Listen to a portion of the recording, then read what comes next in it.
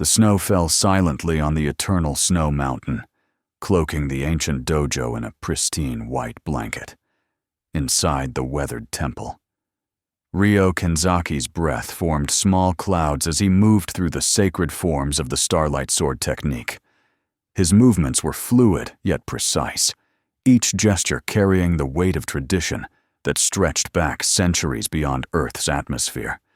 Master Hoshin observed from the shadows, his weathered face betraying no emotion as his young disciple executed the complex maneuvers.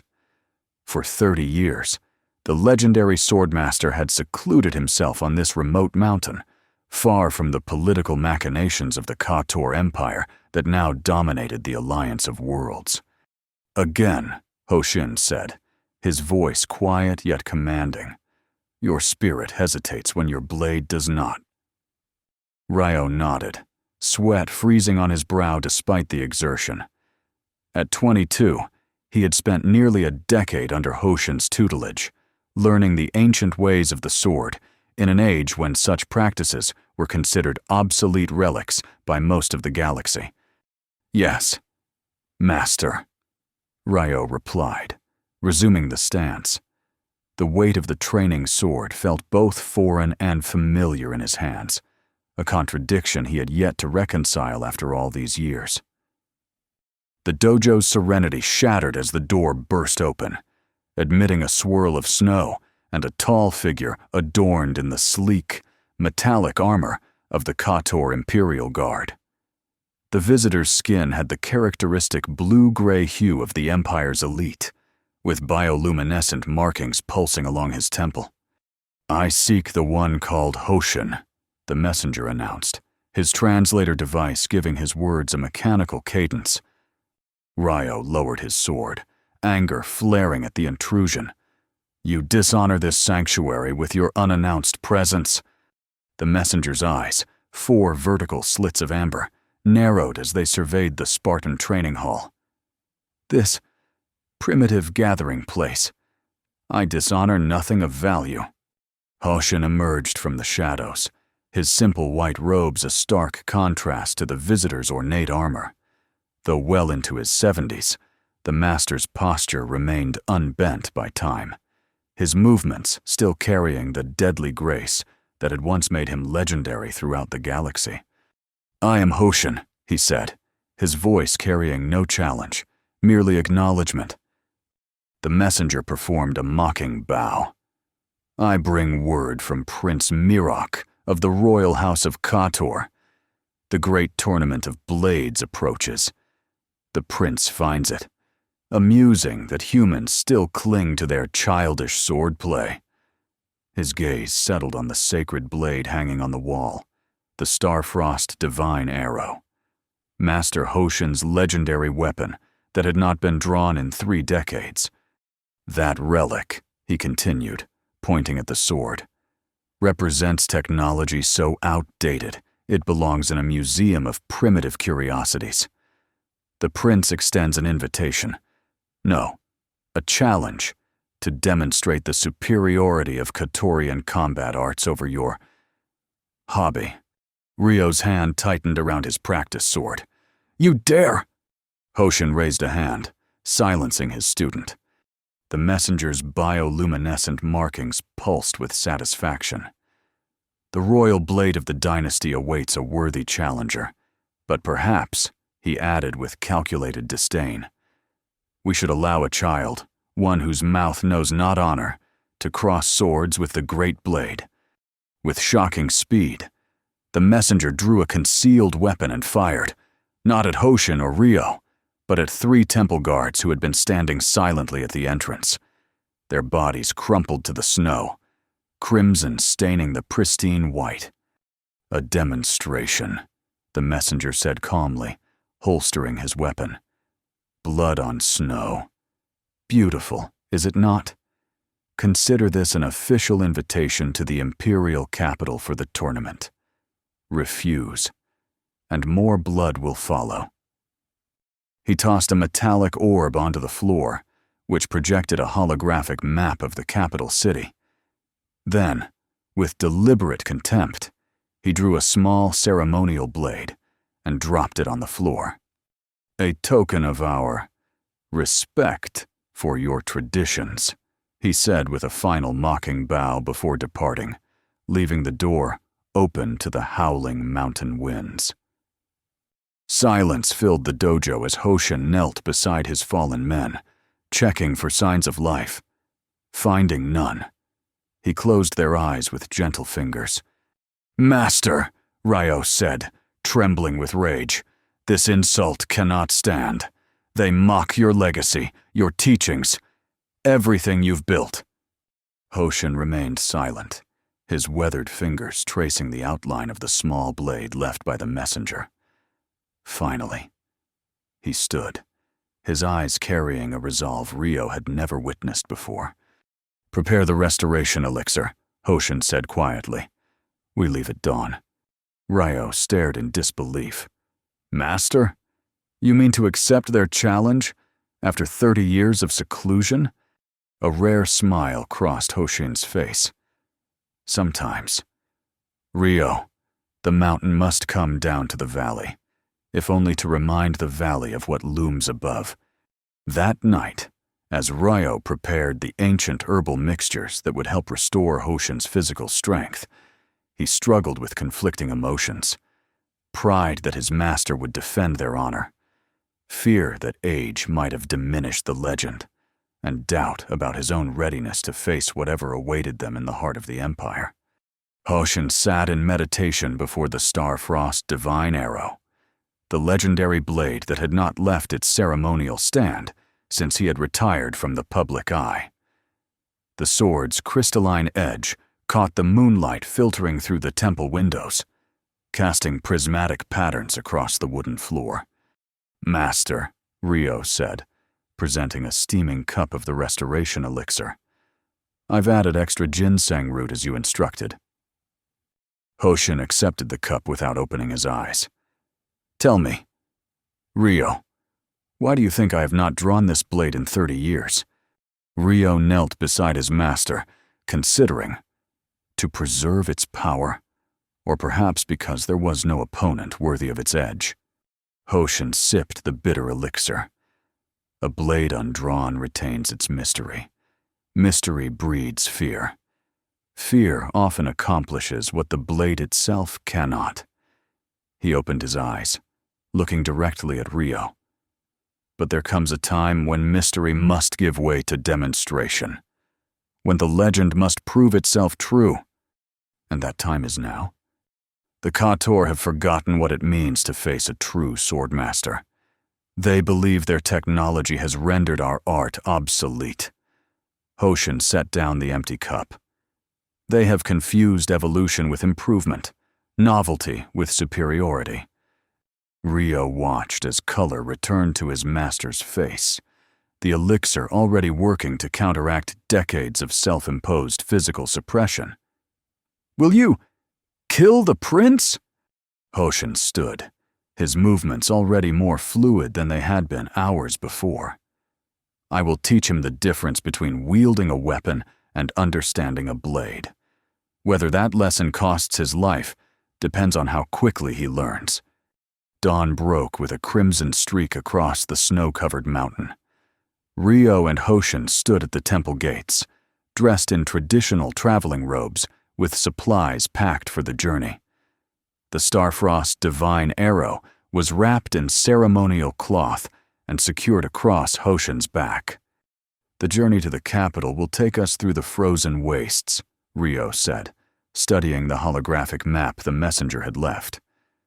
"We'll need to cross the biotech forests before reaching the transport nexus." Hoshin nodded, his breath visible in the cold morning air. "The path to challenge is rarely easy. This is your first lesson beyond these mountains. Ryo, observe everything, question everything, but reveal nothing." As they descended the ancient stone steps that led down from the temple, Ryo cast one last glance at the only home he had known for the past decade. The bodies of the fallen guards had been given proper rites during the night, their ashes scattered to the mountain winds according to tradition. "Will we return, Master?" he asked. Hoshin did not look back. The mountain remains whether we stand upon it or not. Focus your mind on the path ahead, not the ground already traveled. The frozen wastes lived up to their name, a vast expanse of ice and snow stretching to the horizon, punctuated only by occasional rocky outcroppings and the skeletal remains of pre-war structures. The temperature dropped steadily as they moved away from the protected microclimate of the temple grounds, the wind cutting through their layers of clothing like tiny blades. By midday, they encountered their first challenge. A pack of frost stalkers, genetically engineered predators created during the last war and abandoned to the wilderness, had caught their scent and were circling at a distance, their translucent bodies almost invisible against the snow. "Do not draw your blade," Hoshin instructed, as Ryo's hand moved instinctively to his sword. Their eyes are attracted to sudden movements and reflective surfaces. "Then how do we proceed?" Ryo asked, counting at least 7 of the creatures through his peripheral vision. Hoshin removed a small pouch from within his robes. "Some battles are won without a single strike." He scattered a fine powder into the wind, which carried the particles toward the frost stalkers. Within moments, the creatures began to retreat, their predatory interest diverted by the chemical compound. "What was that?" Ryo asked as they resumed their journey. "Synthetic pheromones from their natural prey, suggesting a larger, more dangerous predator in the vicinity." Hoshin explained, "Knowledge can be a more effective weapon than steel." As they continued across the frozen wastes, Ryo found himself struggling with more than just the physical challenges of the journey. Doubts gnawed at him with each step, doubts about his worthiness to accompany his master, about his ability to uphold the honor of their tradition if called upon to do so. "Master," he said as they made camp that night beneath an outcropping of rock, "if you should fall in this challenge—" Hoshin looked up from the small fire he had built. "You fear you are not ready to carry on my legacy." It wasn't a question, and Ryo didn't treat it as one. "I've spent years trying to master even the basic forms. The Katorians were right about one thing. Sword fighting is considered archaic by most of the galaxy. What if? What if our way truly is obsolete?" Hoshin's expression remained serene as he stoked the fire. "The sword is not what I have been teaching you all these years, Ryo. But the forms, the stances, the techniques are merely vessels," Hoshin interrupted gently. "Containers for something far more essential. The universe has seen countless weapons come and go, from stone axes to quantum disruptors. Yet conflict remains unchanged at its core. It is not the sword that endures, but the principles it embodies." Ryo considered this as the fire cast dancing shadows across the snow. "Then what have I been learning, if not to wield a sword?" "To wield yourself," Hoshin replied. "The mind that is calm, yet alert. The spirit that bends, but does not break. The will that focuses intention into action. These are what make a true swordmaster, not the edge of his blade." The fire crackled in the silence that followed, and Ryo found no more questions for that night, only a renewed determination to prove worthy of his master's teachings. The next day brought them to the edge of the biotech forest, a sprawling ecosystem of genetically engineered flora that served as both a natural barrier and a research preserve. Trees with metallic bark stretched hundreds of meters into the sky, their leaves shifting colors to maximize energy absorption. Vines with neural networks coiled around trunks, communicating through electrical impulses, while carnivorous flowers tracked movement with infrared receptors. "Stay close," Hoshin cautioned as they entered the forest. "The organisms here communicate with each other. Once identified as intruders, we will face coordinated resistance." They moved cautiously along what appeared to be a game trail, though Rio suspected it might be an intentional pathway created by the forest itself to channel potential prey. The air grew thick with humidity and strange, sweet scents designed to disorient mammalian nervous systems. "Focus on your breathing," Hoshin reminded him. "The air here is filled with mild hallucinogens. Your mind will try to create patterns where none exist." Rio nodded, concentrating on the meditative breathing techniques he had learned years ago. Despite his efforts, the forest seemed to shift and writhe at the edges of his vision, branches reaching like fingers, shadows deepening into bottomless pits. They had traveled perhaps 2 kilometers into the forest when the attack came, not from predators or security systems, but from the forest itself.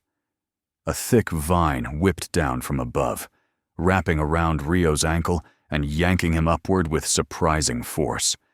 In one fluid motion, Hoshin drew a small knife, not his legendary sword, but a simple utility blade, and severed the vine. Rio fell back to the ground, rolling to absorb the impact as he'd been trained. "Defensive posture," Hoshin commanded, as more vines began to move with deliberate purpose around them. Back to back, master and student stood as the forest awakened to their presence. Rio drew his sword, the metal gleaming dully in the filtered light. "Remember," Hoshin said calmly, as a wave of animated vegetation surged toward them. "These are not truly alive as we understand it. They are tools, weapons given form. Feel no remorse in cutting them down." What followed was a dance of blades against nature's twisted mockery of itself. Rio slashed through vines and tendrils that sought to ensnare him, each cut precise and economical as Hoshin had taught him. His master moved with impossible grace for a man his age, the restoration elixir clearly having restored much of his legendary speed. Yet for every vine they severed, 2 more seemed to take its place. The forest was learning their patterns, adapting its attack strategies in real time. "Master!" Rio called out, as he narrowly avoided a spray of paralytic toxins from a bloated fungal pod. "We cannot defeat an entire forest!" "We do not need to defeat it," Hoshin replied, ducking beneath a sweeping branch. "Only convince it that we are too costly to eliminate." Understanding dawned on Rio. This was not a battle of destruction, but of deterrence, a principle Hoshin had often discussed in theoretical terms. He adjusted his strategy, focusing his cuts on the neural nodes where multiple vines connected, maximizing the neural feedback the forest would receive. The effect was almost immediate. The attacking vegetation began to withdraw, not in retreat, but in reassessment. Hoshin used the opportunity to scatter more of his mysterious powders around their perimeter, creating a boundary that the forest seemed increasingly reluctant to cross. Biological systems, even engineered ones, prioritize self-preservation, Hoshin explained as they continued their journey, now unmolested by the forest. By demonstrating that we could inflict disproportionate damage relative to what we were worth as nutrients, we changed the equation. Rio nodded, wiping sap from his blade before resheathing it. "Another battle won without defeating the enemy. The greatest victory requires no battle," Hoshin quoted from the ancient texts they had studied. "Remember this when we reach the capital. Our true purpose is not to prove superiority, but to restore balance." As they neared the edge of the biotech forest, they came upon an unexpected sight. A humanoid figure huddled against the base of a tree, clearly injured and attempting to remain hidden. As they approached cautiously, Rio recognized the distinctive features of a human woman, though her skin bore the telltale blue-tinged scarring of someone who had endured Katorian neural interrogation. "Please," she whispered, her voice hoarse. "If you serve the Empire, make it quick." Hoshin knelt beside her, his expression softening. "We serve no empire, child. What is your name?" "Saya," she replied, her eyes darting nervously between them and back toward the direction they had come from. "I escaped from the Imperial Research Facility 3 days ago. They'll be tracking me."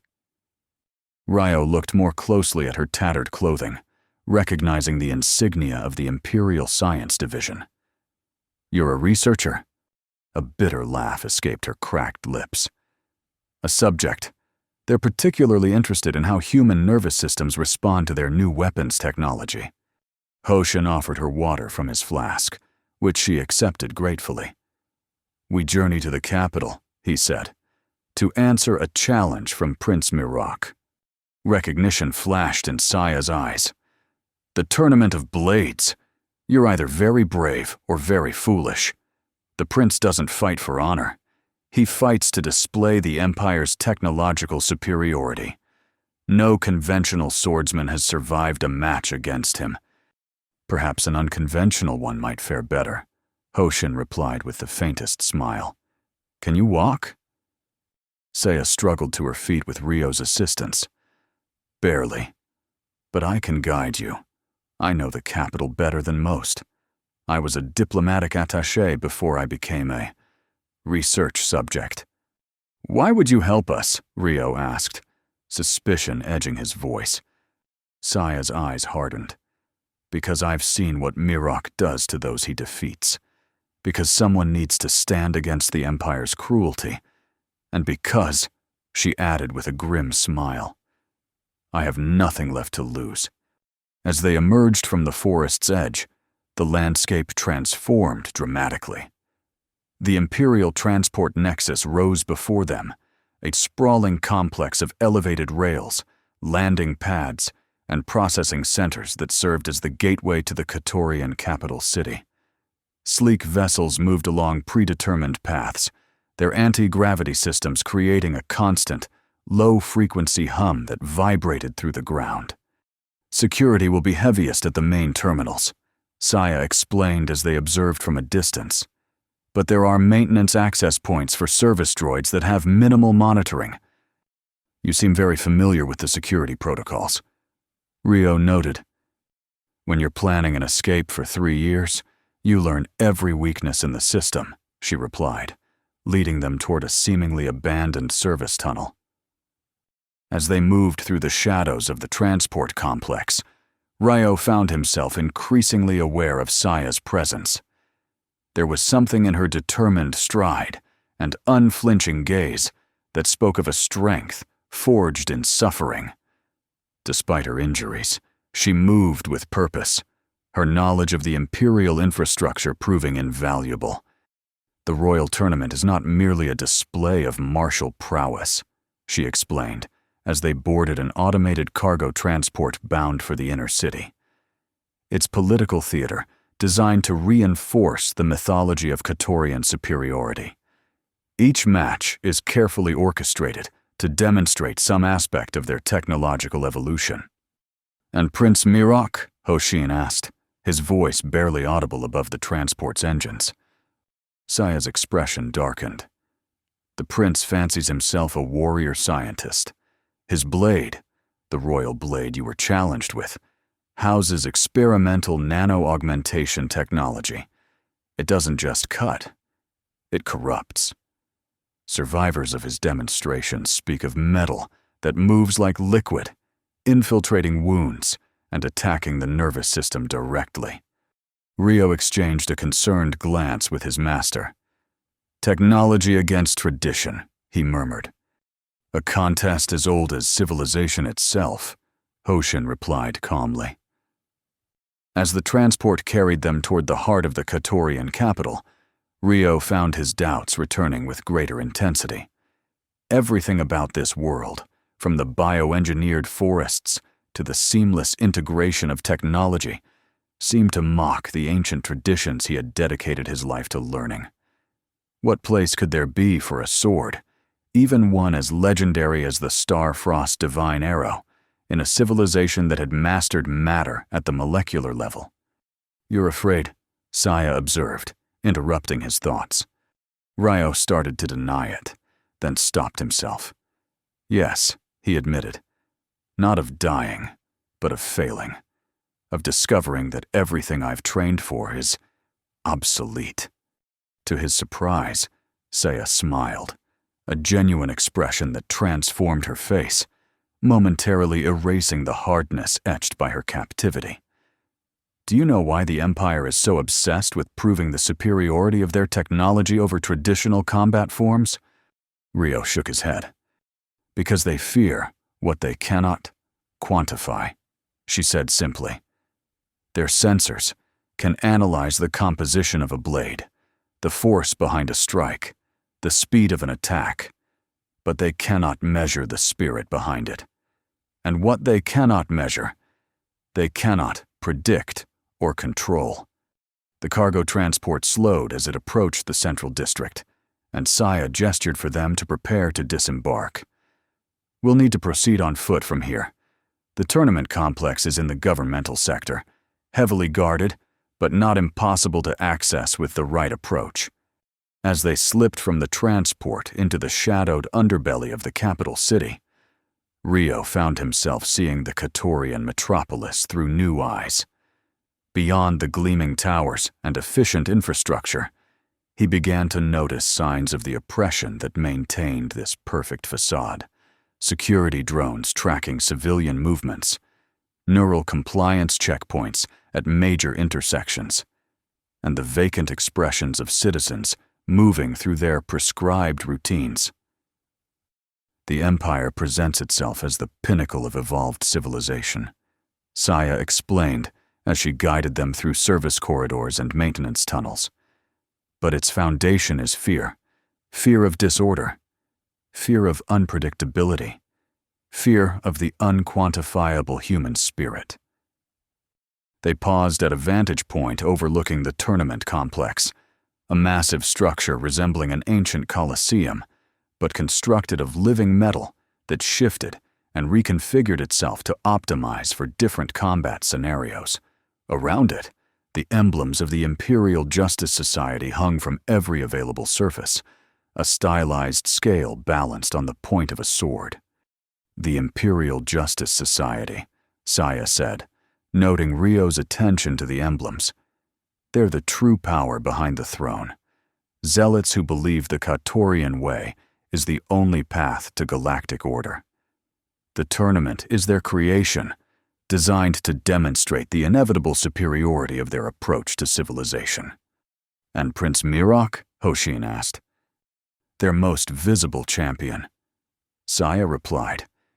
He genuinely believes in their cause, that the galaxy would be better under complete Katorian control, with all biological and cultural diversity engineered out of existence. His victories in the tournament serve as living propaganda for their ideology. As night fell over the capital, they found temporary shelter in an abandoned maintenance hub. While Saya worked to access the tournament registration systems, Hoshin sat in meditation, the wrapped form of the Starfrost divine arrow resting across his knees. Ryo approached his master hesitantly. The challenge seems greater than we anticipated, he said quietly. The prince's blade contains technology we cannot counter with traditional techniques. Hoshin opened his eyes, regarding his student with calm assessment. Tell me, Ryo, what is the purpose of a sword? To cut, Ryo answered automatically, then frowned. No, to extend the will of the wielder. Hoshin nodded approvingly. And what determines the effectiveness of a cut? Ryo considered his years of training. The sharpness of the blade, the force behind it, the angle of attack. All technical considerations, Hoshin acknowledged. But what makes one swordsman superior to another if both possess equal technical skill? The spirit behind the blade, Ryo answered, understanding beginning to dawn. The unity of mind, body, and intention. Precisely. Hoshin placed a weathered hand on the wrapped sword. The Katorians believe they can replicate this unity through technology, using neural interfaces and nano-augmentation to bypass the years of discipline required to achieve true mastery. But in doing so, they miss the essential truth. It is not the unity itself that matters, but the journey to achieve it. Before Rio could respond, Saya rejoined them, her expression grim. "I've accessed the tournament schedule. The challenge has been formally accepted, and you're scheduled to face Prince Mirok tomorrow at midday in the Central Arena." "Good," Hoshin said with surprising serenity. "We shall rest tonight and face tomorrow with clear minds." "There's more," Saya continued, her voice tightening. "The Imperial Justice Society is treating this as more than a demonstration. They're using it as justification for a wider conflict. If the prince defeats you, it will be presented as proof of human inferiority and used to justify a new campaign of expansion into human-controlled space." Rio felt a chill that had nothing to do with the temperature. "Then our challenge has become something far greater than a matter of personal honor." "It always was," Hoshin replied, his gaze distant. "The messenger did not come to our mountain by chance, nor was his challenge issued on a whim. We are pieces in a game that began long before we accepted the invitation." "Then we're walking into a trap," Rio said. "Of course we are," Hoshin agreed with the faintest smile. "The question is not whether it is a trap, but whether the trap is designed for creatures such as us." They spent the night in uneasy rest, taking turns keeping watch. Rio found sleep elusive, his mind replaying every lesson, every form, every philosophical discussion from his years of training. If tomorrow's contest would determine not just personal honor, but potentially the fate of human worlds, was he truly prepared to play his part? Dawn brought a new tension to the capital city, the streets filled with citizens and officials making their way toward the tournament complex. Drawn by the unprecedented nature of the day's main event, Imperial propaganda systems announced the challenge throughout the city, framing it as a historic demonstration of Katorian superiority over primitive human combat traditions. "We should separate," Saya suggested, as they prepared to leave their hiding place. "I can create a diversion at the Eastern Security checkpoint, drawing attention away from your approach." Hoshin shook his head. "Your knowledge has been invaluable, Saya, but your part in this journey ends here. Return to the forest. There are others like you in hiding there, forming a resistance. They will need your experience." Saya's expression hardened. "With respect, Master Hoshin, I have as much at stake in this confrontation as anyone. The Empire took everything from me. My position, my freedom, years of my life. I will see this through." "Your desire for vengeance is understandable," Hoshin said gently, "but it will not serve the greater purpose of this challenge." "It's not vengeance I seek," she replied, her voice steady. "It's justice, not just for myself, but for all who have suffered under Katorian expansion. I know the security protocols, the arena layout, the emergency systems. You need me." Rio looked between them, sensing the weight of the decision. "Master, she has risked everything to help us this far. Perhaps this is her battle as much as ours." After a long moment, Hoshin nodded. "Very well.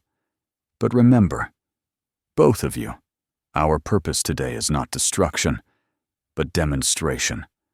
Not to defeat, but to reveal." They approached the tournament complex through a series of maintenance ducts that Saya navigated with practiced efficiency.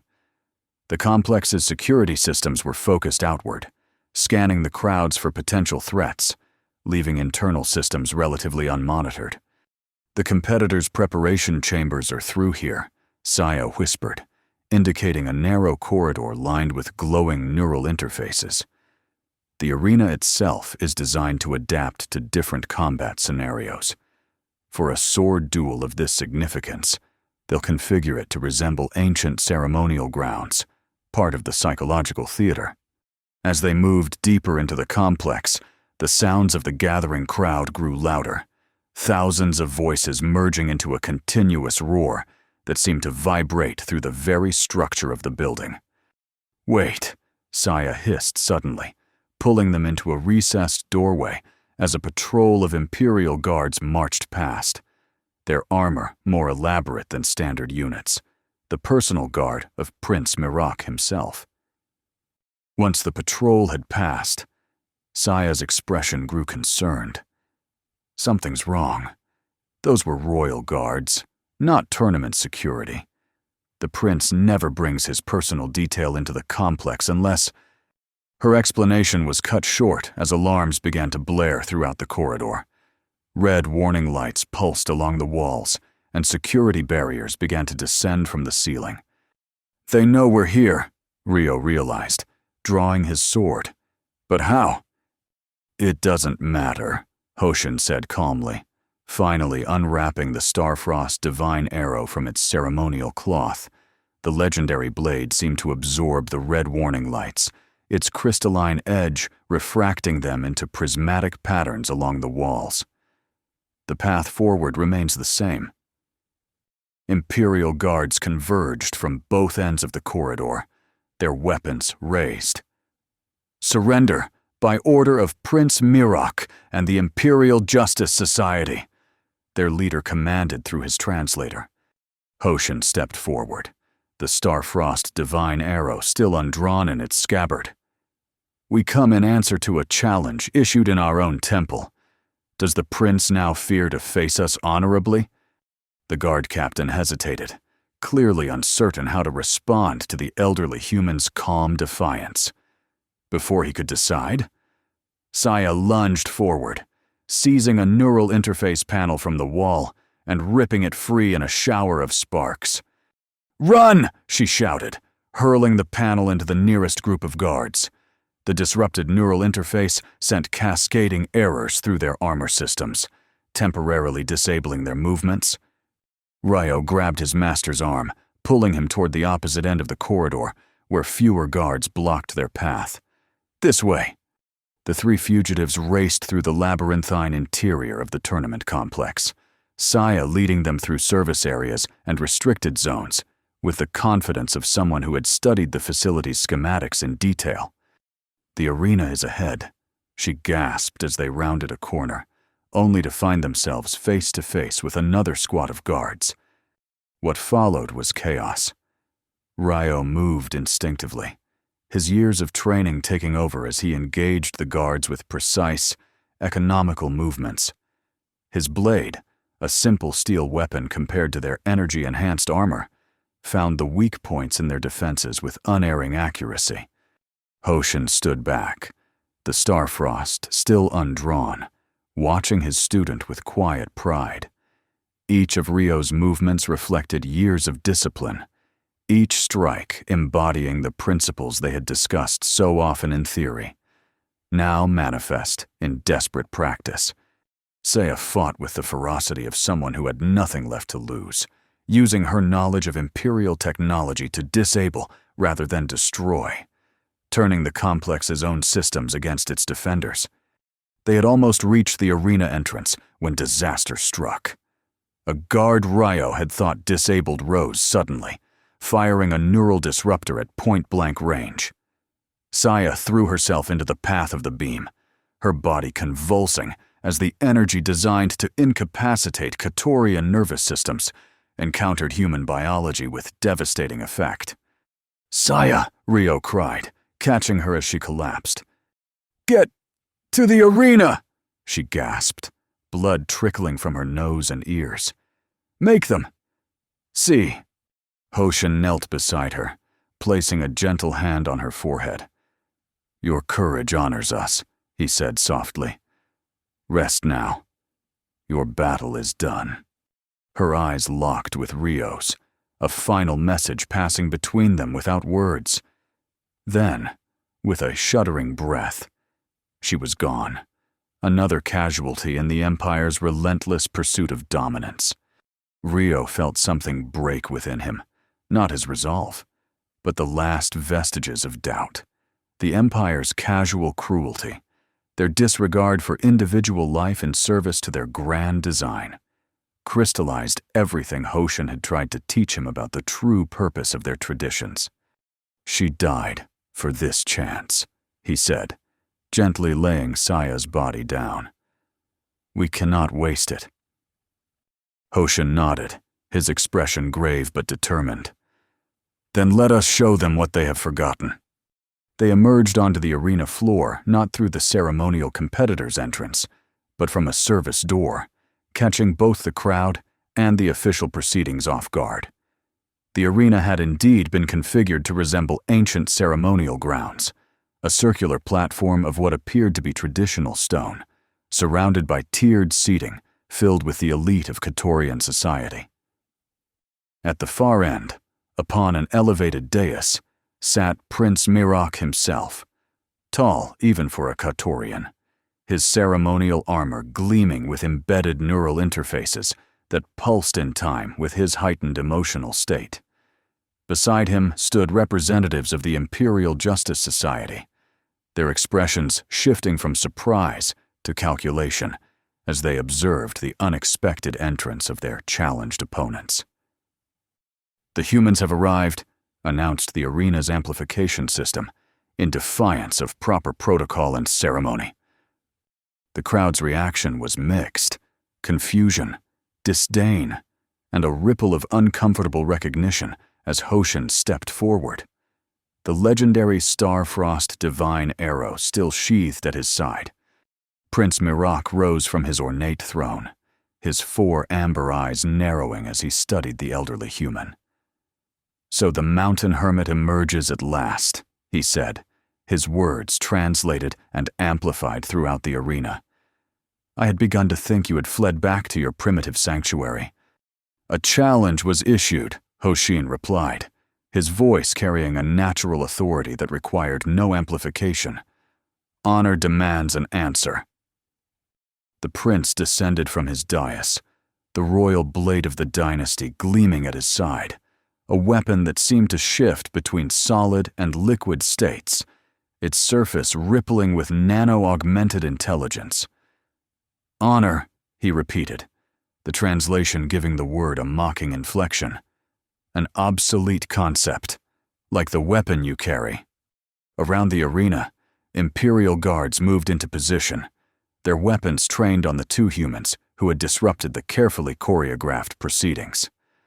The representatives of the Imperial Justice Society conferred urgently among themselves, clearly debating how to adapt their propaganda narrative to this unexpected development. The terms of the challenge were clear. Hoshin continued, unperturbed by the weapons aimed at him. "A test of blades to determine which tradition holds greater wisdom." Prince Mirok's bioluminescent markings pulsed with barely contained anticipation.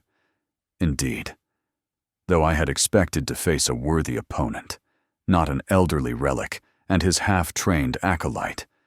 Ryo stepped forward, anger flashing in his eyes, but Hoshin placed a restraining hand on his arm. "Appearances can be deceiving, Your Highness," Hoshin said with the faintest smile. "As your messenger discovered in our temple." A murmur ran through the crowd at this reference to an event they had not witnessed. Prince Mirok's expression hardened. "Enough talk," he declared, drawing the royal blade in a fluid motion that sent ripples of anticipation through the watching crowd. "Let us proceed with the demonstration." Hoshin bowed formally, then turned to Rio. "Remember everything," he said quietly. "Not just what I have taught you, but what you have learned today." Rio nodded, stepping back to the edge of the ceremonial circle as tradition demanded, leaving his master alone in the center to face the prince. What followed would be recounted differently by every witness present. Some would speak of technical brilliance, others of impossible physics, still others of spiritual energies made manifest. But all would agree on the sequence of events, if not their interpretation. Prince Mirak attacked first, as protocol dictated for the issuer of a challenge. The royal blade moved like a living thing in his hands, its nano-augmented edge shifting to optimize each strike, its neural interface anticipating Hoshin's movements before they began. Yet the elderly human did not draw his legendary weapon. Instead, he moved with a fluid grace that belied his years, each step precisely calculated to maintain the optimal distance from the prince's blade. Not retreating, not advancing, but occupying exactly the space where the strike would not land. "Draw your weapon, old man," the prince demanded after a full minute of futile attacks. "Or do you merely intend to dance until exhaustion claims you?" "I observe," Hoshin replied calmly, sidestepping another lightning-fast strike. "I learned the character of my opponent through his blade." The prince's attacks grew more aggressive, the royal blade's nano-augmentation adapting to Hoshin's evasive patterns, learning from each failed strike. The weapon began to extend, its molecular structure reshaping to increase its reach, then fragmenting into multiple cutting edges that attacked from different angles simultaneously. Throughout the arena, spectators leaned forward in fascination. This was not the simple demonstration of superior technology they had expected, but something far more compelling, a contest between adaptive artificial intelligence and human experience. "Enough!" the prince finally roared, stepping back and raising his hand. At his gesture, the arena floor itself began to transform, revealing hidden weapon systems designed to eliminate any possibility of evasion. "Your primitive techniques may have value as entertainment, but this demonstration has a purpose beyond mere spectacle." The representatives of the Imperial Justice Society nodded in approval, one of them stepping forward to address the crowd. "Witness the inevitable victory of evolution. When traditional methods fail, adaptation prevails. This is the way of the Empire, the path to order across the galaxy." Hoshin stood perfectly still in the center of the transforming arena, his expression serene despite the weapons now trained on him from every angle. "Indeed," he agreed, surprising everyone. "Adaptation is the key to survival." With that, he finally drew the Starfrost Divine Arrow. The blade seemed to capture all light in the arena as it emerged from its scabbard, not reflecting, but absorbing, creating a strange distortion in the visual field around it. Those nearest to the ceremonial circle found themselves unable to look directly at the weapon, their eyes sliding away as if repelled by some fundamental law of perception. A primitive metal blade, unchanged for centuries. Prince Mirak scoffed, though his bioluminescent markings betrayed a flicker of uncertainty. What can it possibly demonstrate against the continuous evolution of our technology? Hoshin didn't answer immediately. Instead, he assumed a stance that Ryo recognized from years of observation, but had never seen executed: the foundation of the legendary technique known as Ice-Bone Celestial Blade, said to have been lost to time. "Your technology evolves externally," Hoshin said at last, adding layers of complexity, building upon itself like a child stacking blocks higher and higher without strengthening the foundation. The prince's four eyes narrowed. "And your alternative?"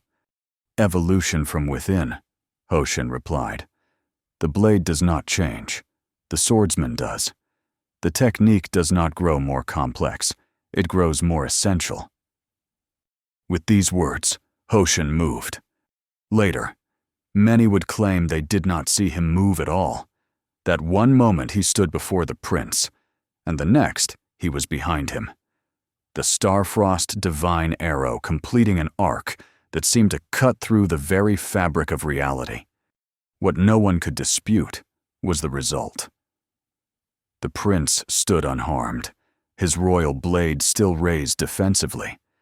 But behind him, the ornate throne of the Katorian dynasty, a masterpiece of advanced metallurgy and living circuitry that had stood as a symbol of imperial power for centuries, split perfectly in two, the cut so clean that the halves remained standing for several seconds before slowly toppling outward. Silence fell over the arena, so complete that the sound of the throne's components settling on the floor echoed like thunder. Prince Mirok turned slowly, his four eyes widening as he beheld the destruction of the Empire's most sacred symbol. The representatives of the Imperial Justice Society stood frozen, their carefully constructed narrative of technological superiority shattered as completely as the throne itself. "How?" the prince whispered, the translator struggling to convey the complex emotions behind the simple question. Hoshin resheathed the Starfrost divine arrow with ceremonial precision. "Not how," he corrected gently. "Why? Your blade seeks to control through dominance, to impose order from without. Mine seeks to reveal what already exists, the natural order within all things." He gestured toward the fallen throne. "Your symbol of power was already divided against itself, torn between the preservation of tradition and the pursuit of evolution at any cost. I merely revealed the fracture that was already there." The prince looked from his own blade, now inert, its nano-augmentation temporarily overwhelmed by what it had witnessed, to the ancient weapon that had just demonstrated power beyond its comprehension. "The tournament is concluded," Hoshin announced, his voice carrying throughout the silent arena without need for amplification. Not with the victory of one tradition over another, but with a reminder of what both seek to achieve: harmony between purpose and action, form and function, tradition and evolution. He turned to Rio, who stood watching with a new understanding dawning in his eyes. "Come," Hoshin said simply. "Our demonstration is complete." As they departed the arena, no one moved to stop them. The Imperial Guard stood paralyzed by indecision, their commanders awaiting orders that did not come. The representatives of the Imperial Justice Society huddled in urgent conference, their plans for galactic expansion suddenly uncertain in the face of what they had witnessed. Only Prince Mirok seemed to recover his composure, stepping forward to address the two humans before they could leave the arena floor. "Wait," he called, his voice stripped of its earlier arrogance. "What was it? The technique you used, what do you call it?" Hoshin paused, regarding the prince thoughtfully. "It has had many names throughout history. The ice-bone celestial blade, the single stroke of revelation, the cut that does not cut." "Teach me," the prince said, surprising everyone present, including himself. A smile touched Hoshin's weathered face. "The teaching has already begun, Your Highness. Whether you choose to learn from it is now your decision alone." With that, the master and his student departed, leaving behind a silence pregnant with possibility, and an empire forced to confront questions it had long avoided about the true nature of progress, power, and purpose. The journey back to the eternal snow mountain was made in contemplative silence. No pursuit came from the capital, no retribution for the symbolic destruction they had left in their wake. Whether this was due to confusion, calculation, or a genuine reassessment of imperial policy remained to be seen. As they ascended the ancient stone steps to the temple, snow beginning to fall around them, Ryo finally voiced the question that had occupied his thoughts throughout their return. "Master, when you split the throne, was that truly the legendary ice-bone celestial blade technique?" Hoshin paused on the steps, snowflakes settling on his shoulders. "What do you think?" Rio considered carefully. "I think that the name matters less than what it revealed." Hoshin nodded approvingly. "And what did it reveal?" "That true power lies not in the ability to destroy, but in the wisdom to perceive what is already broken," Rio answered, understanding deepening with each word. "The throne was split not by your blade, but by the contradictions it represented. "And what of our own tradition?" Hoshin asked, resuming their ascent. "Does it not contain its own contradictions?" Rio walked beside his master, feeling the weight of Saya's sacrifice, the significance of what they had demonstrated, and the responsibility that now rested upon their shoulders. "All traditions do," he acknowledged. "But perhaps the greatest strength of ours is the recognition of that fact, the understanding that perfection is not a state to be achieved, but a path to be walked." They reached the temple gates, where new guards had been appointed in the absence of those lost to the Imperial Messenger's demonstration. The temple itself stood unchanged, eternal in its simplicity. Yet Rio saw it with new eyes, not as a sanctuary from the galaxy's complexities, but as a vantage point from which to better understand them.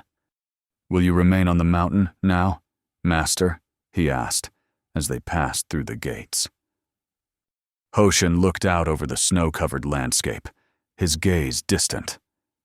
"The mountain remains whether we stand upon it or not." He repeated his earlier words. "But perhaps it is time for its wisdom to be shared more widely." He turned to Rio, placing a hand on his student's shoulder. "The Katorian Empire has been forced to reconsider its path. Other worlds will be watching, wondering what this means for the balance of power in the galaxy. They will need guides who understand both the value of tradition and the necessity of evolution." Rio understood the implication. "You wish me to leave the mountain, to carry our teachings to other worlds?" "Not yet," Hoshin replied with a small smile. "First, you must truly understand what you will be teaching. Tell me, Rio, have you finally grasped the true nature of my sword?" Rio looked at the Starfrost divine arrow, now returned to its ceremonial stand in the temple's inner chamber. The legendary blade seemed ordinary in this setting, a simple weapon of metal and crystal, remarkable only to those who understood its significance. "It is not the sword that matters," he said slowly, "but the mind that wields it. Not the edge that cuts, but the intention that guides it. Not the technique that impresses, but the truth it reveals." Hoshin nodded, satisfaction evident in his eyes. "Then your true training begins now." Outside, the snow continued to fall on the eternal snow mountain, covering the old footprints and preparing a clean surface for new journeys to come. Within the temple, master and student resumed their practice, not as before, but with a deeper understanding of their purpose and place in the galaxy's unfolding story. And somewhere in the heart of the Katorian Empire, a prince contemplated a throne that could not be repaired, only rebuilt, perhaps in a new form that honored both the wisdom of the past and the possibilities of the future.